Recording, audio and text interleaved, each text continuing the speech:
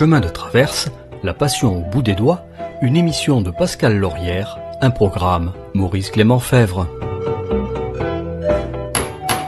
Non, d'une pipe. Mais non d'une pipe. Bonjour et bienvenue à Bellus, au sud des Landes, dans l'atelier de Nicolas Gutiérrez, pipier.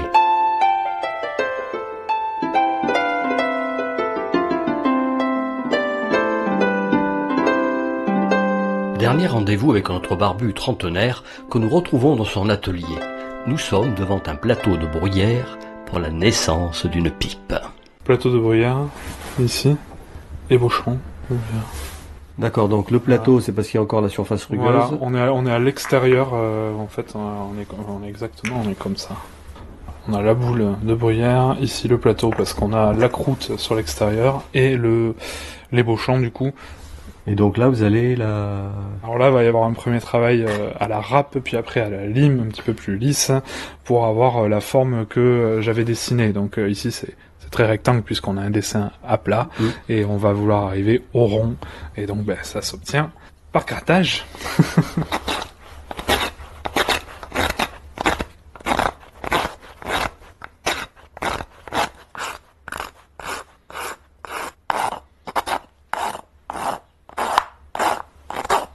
Ça, c'est un travail qu'on peut faire plus rapidement autour. Oui, bien évidemment. Vous pouvez le faire autour, parce que c'est du dégrossissage, ça, en fin de compte. Mais du coup, on n'est plus sur une pipe fait main. On est sur une pipe usinée. Oui, d'accord. Voilà. Je préfère travailler à la main. C'est plus long. Et vous revendiquez le pipe fait main. Ah oui. C'est idiot, hein, parce qu'on pourrait vraiment gagner du temps. Oui. Voilà. Mais non, non. Oui, mais il y a le plaisir de la satisfaction de l'avoir fait à la main, d'avoir gratté, d'avoir amené à la forme avec ses mains, quoi. Voilà. Et on va avoir quelques imperfections. Forcément, on va pas avoir un rond absolument parfait qu'on aurait eu avec un tour. Mais justement, ces petites imperfections, c'est la patte de l'artisan, c'est la signature de la main, quoi. Voilà. C'est ça que je cherche.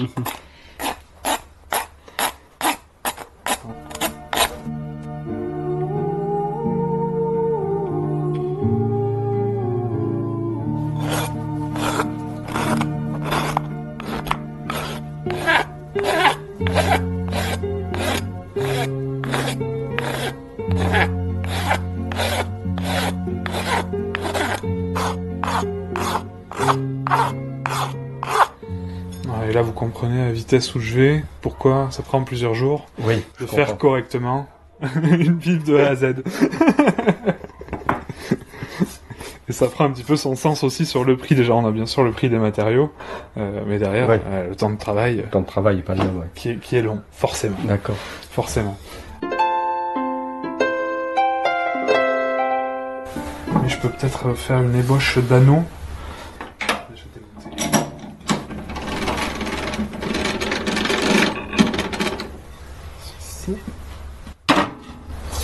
Je vais attraper une pièce de monnaie.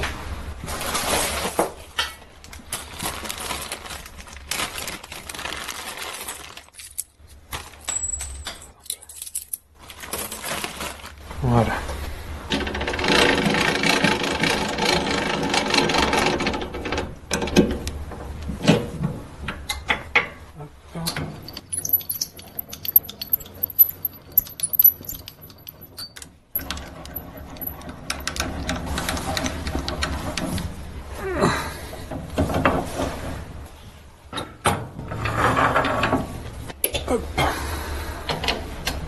Donc là, vous allez percer une pièce de monnaie pour faire une bague. Voilà, on va essayer de faire un anneau.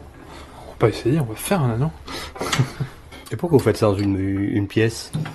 Alors, c'est un petit peu ma signature. En fait, je crée également des anneaux à taille humaine pour se mettre au doigt. D'accord. Justement sur ce principe, en travaillant des anciennes monnaies. Alors, il y a le côté un petit peu, j'étais numismate avant d'être collectionneur de pipes, j'étais déjà atteint par la collectionnite.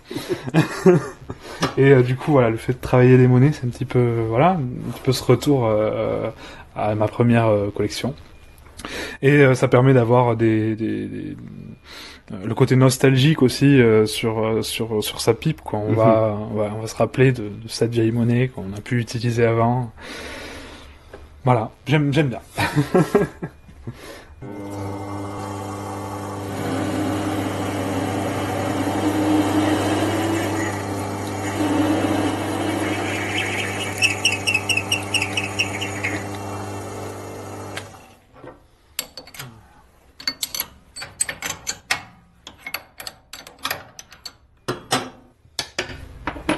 l'étager un petit peu plus large.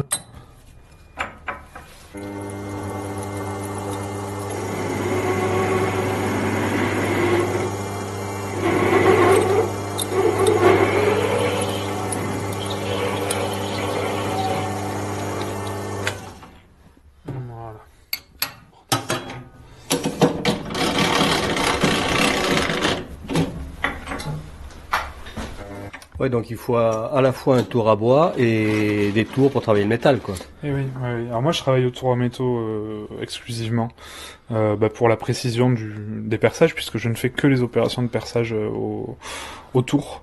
Parfois quelques tournages de tiges, ou alors je tourne des matières plastiques, synthétiques pour les tuyaux des pipes. Donc le tour à métaux, il va parfaitement pour ça. Hop, et alors ça du coup. Donc maintenant pour la transformer en bague, on va devoir la mettre au rond, et pour ça on va commencer par la chauffer.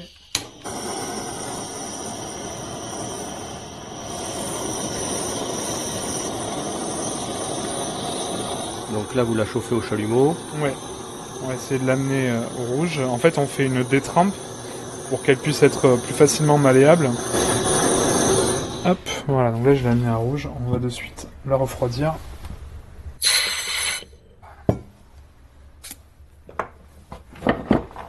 Voilà, et ensuite on va passer au triboulet de forge. Donc là je vais choisir la face que je veux visible, donc ce sera celle avec notre devise et la couronne de laurier. Et donc c'est la face qu'on veut retrouver à l'extérieur, donc on va l'enfiler dans ce sens sur le triboulet, et avec un maillet en hêtre, on va venir frapper la pièce, et donc c'est le hêtre qui va s'abîmer et non la pièce.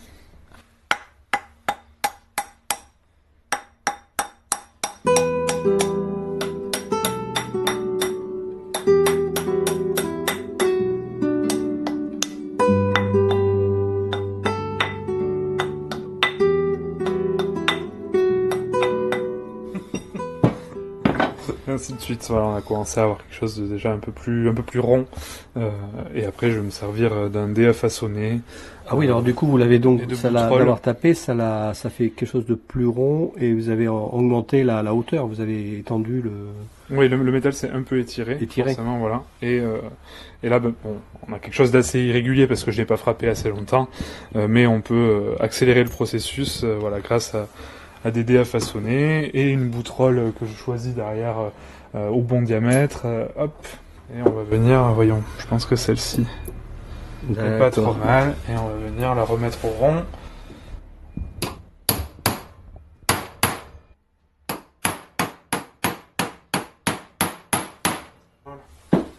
Voilà, Ok. ce travail de longueur, encore un jeu de patience.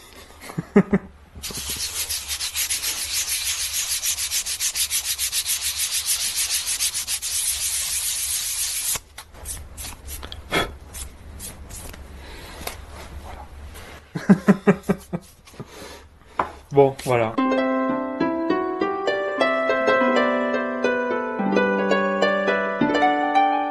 Fabricant, voilà, on est peut-être 7-8 à avoir déjà un petit nom, même si, enfin, moi je suis un des moins connus pour la fabrication, de par le fait que je fabrique peu parce que je prends trop de temps. Oui, parce que vous faites tout à la main. C'est un travail exclusivement manuel, je cherche le bois zéro défaut, donc bah, forcément, je vends moins. Oui. Donc je suis moins connu. Mais ouais,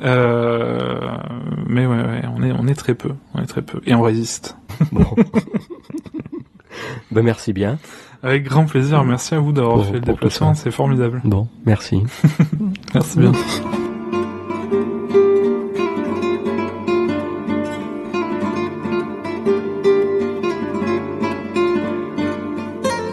À nouveau, un grand merci à notre pipier Nicolas Gutiérrez pour son accueil et cette rencontre fort passionnante et enrichissante.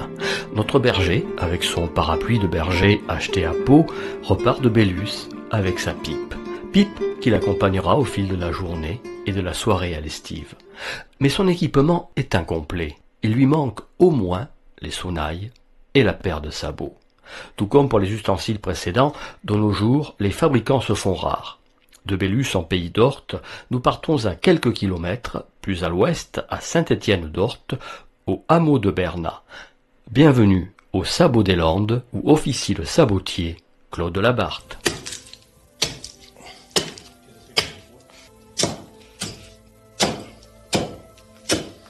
Vous pouvez nous situer où nous sommes dans les Landes? Est-ce qu'on est à Saint-Étienne-d'Orthe? Voilà, Saint-Étienne-d'Orthe, c'est le sud des Landes.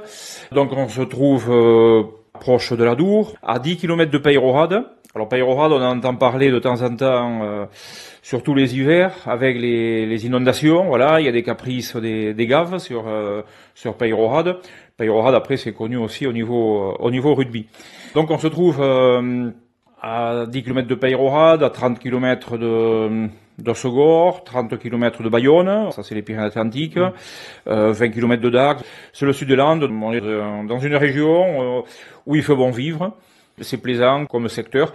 De loin, on imagine bien sûr les Landes avec un département tout plat, avec des forêts de pins.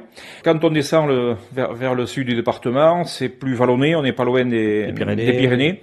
Et donc, il y a un peu plus de coteaux, de collines, d'endroits charmants à visiter. Oui, c'est pas comme les Landes qu'on s'imagine, où c'est tout plat. Oui, tout à fait, voilà, c'est des toujours pins tout partout. plat, avec des pins. D'ailleurs, le autour de nous, il y a pas de pins, c'est un peu vallonné. Ah oui, c'est plus vallonné, oui. Voilà, le département est vaste avec des reliefs qui sont très variés.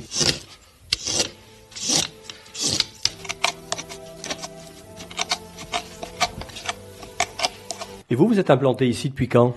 Ça fait longtemps puisque on est remonté à 7 générations de sabotiers. 7 générations. 7 générations de sabotiers, Alors, voilà. 7 générations, ça nous remonte. Alors, pour s'en rendre compte. Enfin, 1772, c'est en définitive la naissance de la première génération de sabotiers. Donc, ça fera l'année prochaine, entre autres, 250 ans que les sabots existent. La même famille. La même famille, La famille, toujours des Labarthe. Voilà, Labarthe, un nom bien gascon. Voilà, donc 250 ans que ça existe. Voilà, au départ, c'était sur un village à côté, puis depuis 4 générations, depuis mon arrière-grand-père, c'est ici, sur le village de Saint-Étienne-d'Orthe.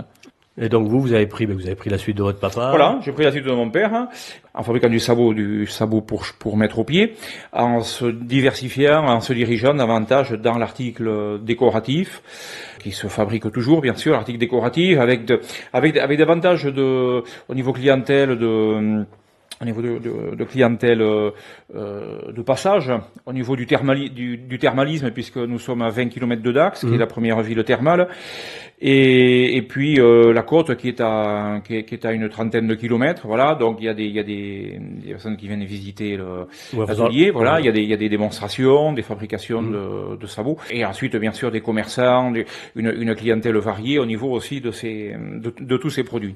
Ça a été à ce moment-là que je suis venu au sabot et que je continue le sabot. D'accord. Et vous d'avoir pris la suite de votre papa, c'était normal ou ça s'est fait de suite ou vous avez fait autre chose avant ou... Oui, j'ai appris le métier du bois.